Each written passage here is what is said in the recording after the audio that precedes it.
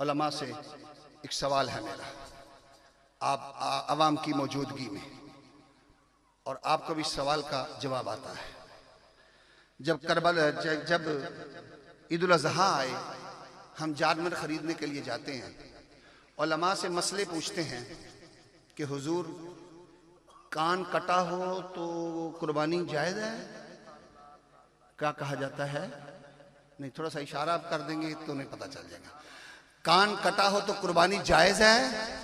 بولو بولو۔ آنکھ کا کانا ہو تو قربانی جائز ہے؟ سینگ ٹوٹا ہو تو قربانی جائز ہے؟ ٹانگ کٹی ہو تو قربانی جائز ہے؟ عیب ہو تو قربانی جائز ہے؟ نہیں قربانی جائز۔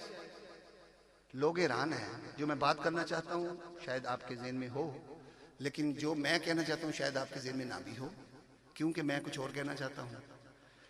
کیوں میں کیا کہہ رہا ہوں، ذرا ساری توجہ آپ کی چاہوں گا تو پھر آپ کو میری بات کا مزہ آئے گا۔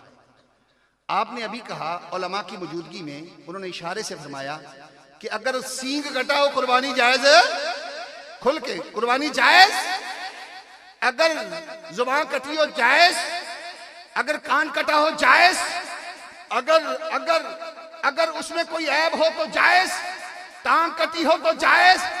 اللہ کی بارگاہ میں جو عیب والا ہوتا ہے اس کی قربانی جائز نہیں۔ دیکھنے میں جتنا مرضی اس کو موٹا تازہ کر دو، جتنا مرضی موٹا تازہ کر دو، خدا کہتا ہے قبول ہی نہیں، قبول ہی نہیں۔ اب سنو بات جو میں کہنا چاہتا ہوں۔ قربانی تھی ختم نبوت کے لیے، قربانی تھی ناموس رسالت کے لیے، قربانی تھی عظمت مصطفیٰ کے لیے، قربانی تھی رفعت مصطفیٰ کے لیے، قربانی تھی جمال مصطفیٰ کے لیے، قربانی تھی کمال مصطفیٰ کے لیے، قربانی تھی خد و خال مصطفیٰ کے لیے، قربانی تھی عزت مصطفیٰ کے لیے۔ خدا نے دیکھا کہ بڑے ہیں جو دعوے کر رہے ہیں قربانی ہم دیں گے، قربانی ہم دیں گے۔ جب رب نے دیکھا ان میں عیب ہے، یہ اہل بیت کو نہیں مانتے، ان میں عیب ہے، یہ صحابہ کو نہیں مانتے، ان میں عیب ہے، نبی کے نور اور بشریت میں جھگڑا کرتے ہیں، ان میں عیب ہے، نبی کو حاضر ناظر نہیں مانتے، ان میں عیب ہے، نبی اولیاء کو نہیں مانتے، ولیوں کو نہیں مانتے۔ اللہ نے کہا دفع ہو جاؤ، سارے پیچھے ہٹ جاؤ۔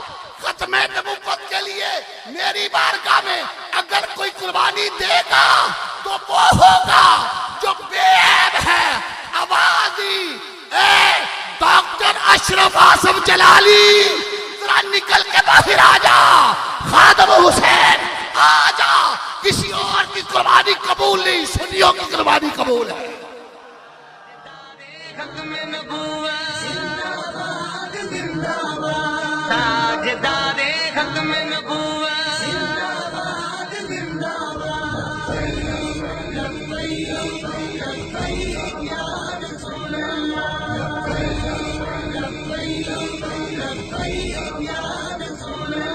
جو پاک محمد کی ناموس کے منکر ہیں، شیطان کے چیلے ہیں، گستاخ کے کافر ہیں۔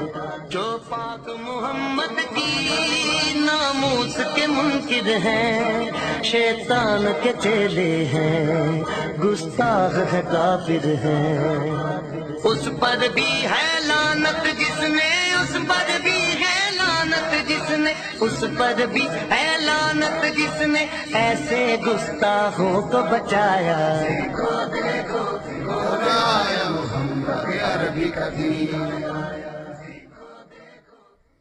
بولو سبحان اللہ۔ سنیو تمہاری قربانی قبول ہے، سنیو اللہ نے تمہیں چن لیا ہے۔ اللہ یجتبی الیہ من یشاء کا اعلان ہو گیا ہے۔ اللہ چن لیتا ہے اپنے بندوں کو۔ اللہ نے چنا ہے ختم نبوت پر بڑی بڑی تنظیمیں، عالمی تحفظ ختم نبوت، ساری دنیا کا مال کھا گئے، سارا ڈیزل پی گئے، لیکن توفیق نہیں ملی کہ ختم نبوت کے لیے باہر آتے۔ خدا نے کہا میں نے چنا ہی نہیں تمہیں، تمہاری قربانی نہیں جائز، تم عیب والے ہو، تم کھا گئے پاکستان، تم مذہب اسلام پر ایک دھبا ہو، تم نبی کے بھی مخالف ہو، ولیوں کے بھی مخالف ہو، اسلام کے بھی مخالف ہو، خبردار مجھے ایسے نہیں چاہیے، مجھے سچے چاہیے، بے عیب چاہیے۔ کہا اچھا تحفظ ناموس رسالت کے لیے اللہ رب العزت نے چنا غازی علم دین کو، چنا غازی عبد القیوم کو، چنا غازی عامر شیما کو، چنا۔ سنیو مبارک ہو، اگر چنا تو ممتاز قادری کو چنا ہے۔ اللہ نے ہماری قربانیوں کو قبول کیا ہے۔ غازی علم دین کون تھا؟ سنی۔ غازی علم دین کون تھا؟ نہیں سارے نہ بولو، جنہیں پتا ہے وہ بولو۔ غازی علم دین کون تھا؟ سنی نہ ہوتا تو اس راجپال کو قتل کرنے سے پہلے داتا دربار پہ حاضری دی تھی۔ اٹھاؤ کتابیں، رائے کمال کی کتاب دیکھو نا، جس نے غازی علم دین پر لکھا۔ کہتا پہلے داتا صاحب گیا، اسے پتا تھا حکومت وصل داتا کی ہے، کہا اجازت دو حضور جاؤں، تو وہ سنی تھے۔ اور ممتاز قادری کا میں کہوں کہ سنی ہے تو مجھے شرم آتی ہے۔ ممتاز قادری کا تو نام ہی بتاتا ہے یہ سنیوں ہے۔ قادری جو آ گیا آگے، قادری جو آ گیا، عامر چیمہ کے باپ سے پوچھو کون ہے، وہ کہتا ہے سنی۔ غازی عبد القیوم سے پوچھو، کہتے سنی۔ سنیوں اللہ نے تمہیں چنا ہے، اللہ نے ہمیں چنا ہے، ہم قربانیاں دینے والے ہیں۔ لوگ سمجھتے ہیں یہ صرف 11ویں کھانا لینے،